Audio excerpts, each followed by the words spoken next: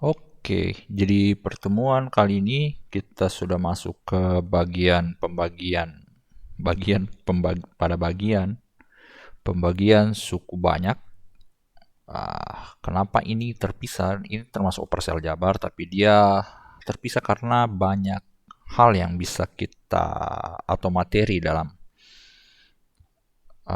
bagian ini. Jadi pembagian pada suku banyak. Oke. Jadi kita di bagian ini kita akan bahas juga beberapa materi, beberapa teorema terkait pembagian.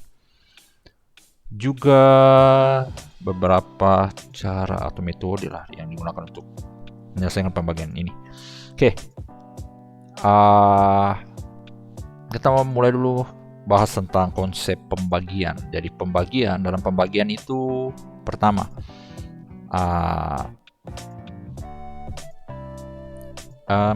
ada yang coba lihat. Oke. Pertama ada ya bagian, ada 3 bilangan, ada 3 komponen yang harus kita tahu. Pertama ada bilangan yang dibagi.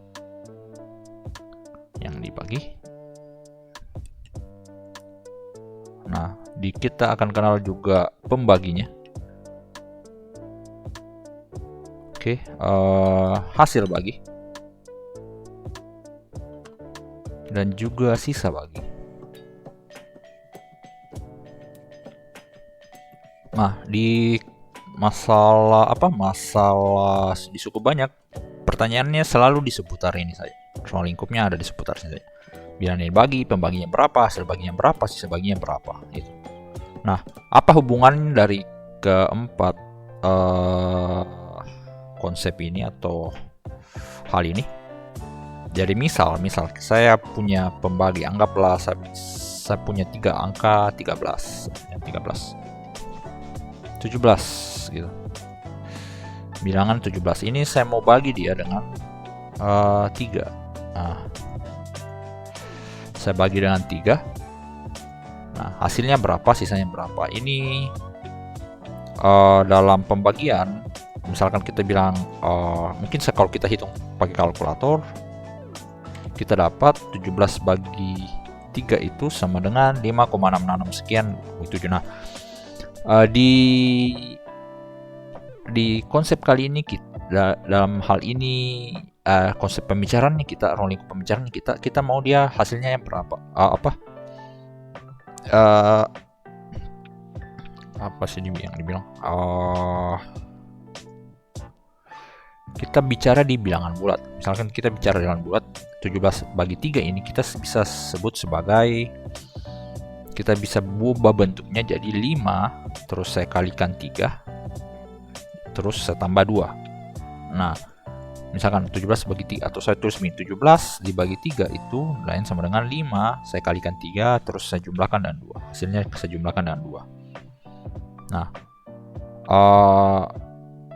berdasarkan ini yang disebut 17 ini saya sebut sebagai pembagi, bilangan yang dibagi.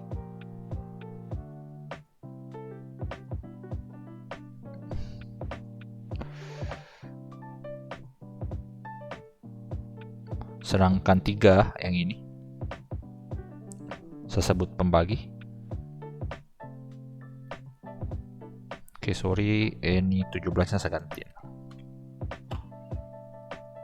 Ini bukan sama dengan ini, saya bisa tuliskan seperti ini. 17 itu saya bisa nyatakan 5 kali 3 tambah 2. Ini 3-nya saya sebut pembagi. 5 ini saya sebut hasil bagi. Sedangkan 2 ini saya sebut dengan sisa bagi. Kalau kita bicaranya bilangan bulat begitu, bilangan bulat. Nah, terus dari mana saya dapatnya 2, dari mana dapat munculnya 5 ini? Kalau kita tahu bahwa 17 bagi 3 itu bisa 17 bagi 3 artinya 17 ini saya nyatakan 5 kali 3 bagi 2. Nah, dari mana nongolnya? Maksudnya dari mana munculnya angka ini, hasil baginya dan sisa baginya. Nah, ada caranya. yang biasa kalian pakai itu, kita bisa pakai pembagian biasa, contoh kayak gini. 17 ini saya bagi dengan 3. Nah, jadi ini pembaginya, ini sebut pembagi. Ini nih bilangan yang dibagi. Nah, oke. Nah, 17 bagi 3, bilangan yang paling dikali 3 yang mendekati 17 itu kan 5. 5 kali 3 15. Nah, ini kita kurangi 2. Oke. 2, bilangan berapa dikali 3 dapat 2, karena 3 sudah lebih besar dari 2. Ini saya stop di sini. Ini saya bisa sebutkan sebagai hasil bagi.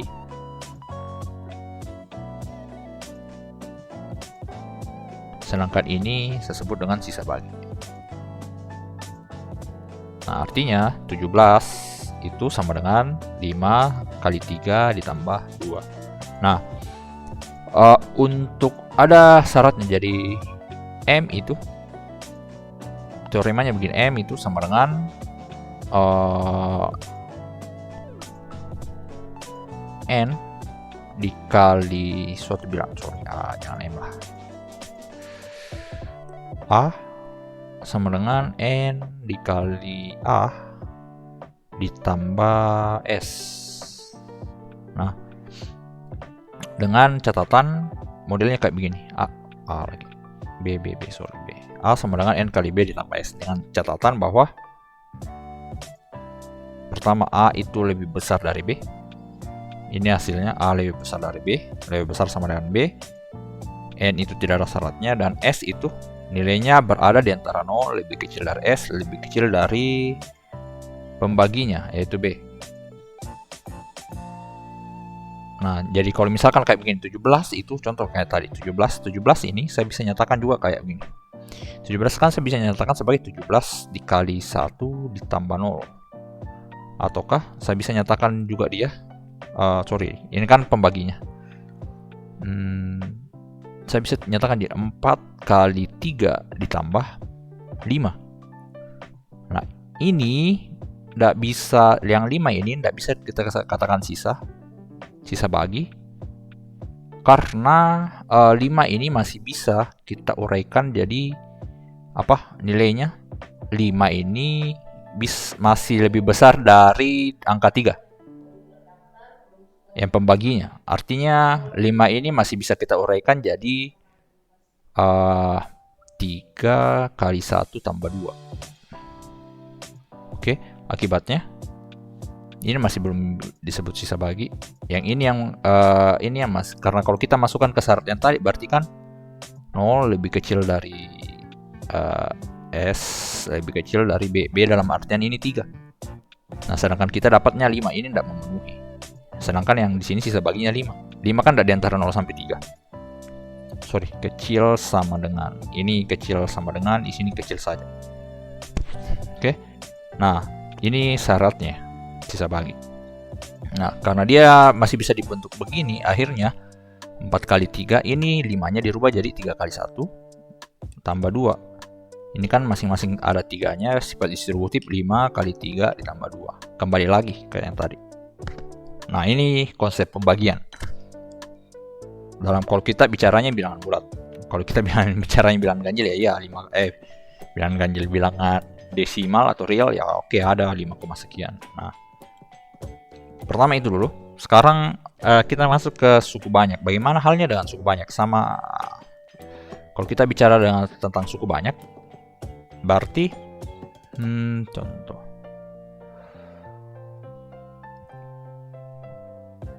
jika terdapat suku banyak,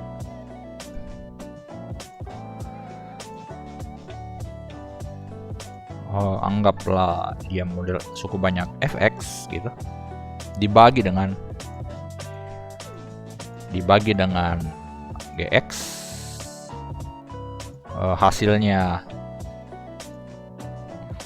hx, dan sisanya sx. Nah, diperoleh hubungan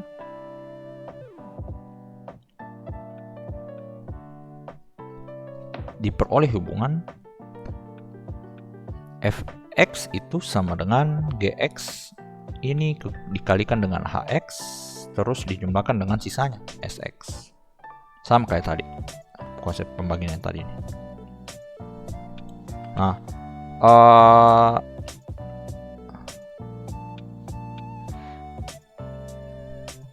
jika dalam artian ini, jika sx bernilai 0, maka dikatakan gx ini habis membagi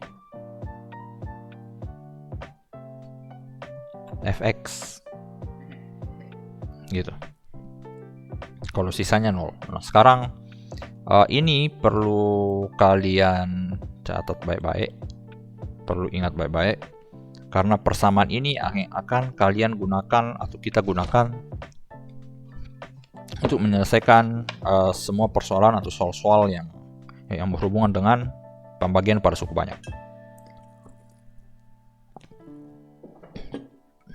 Oke.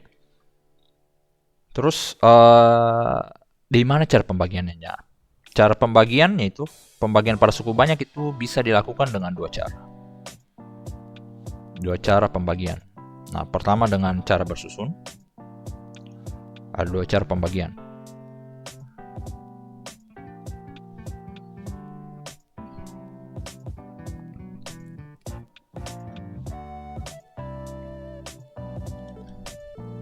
Pertama itu bersusun. Yang kedua itu dengan cara tadi, dengan menggunakan Horner.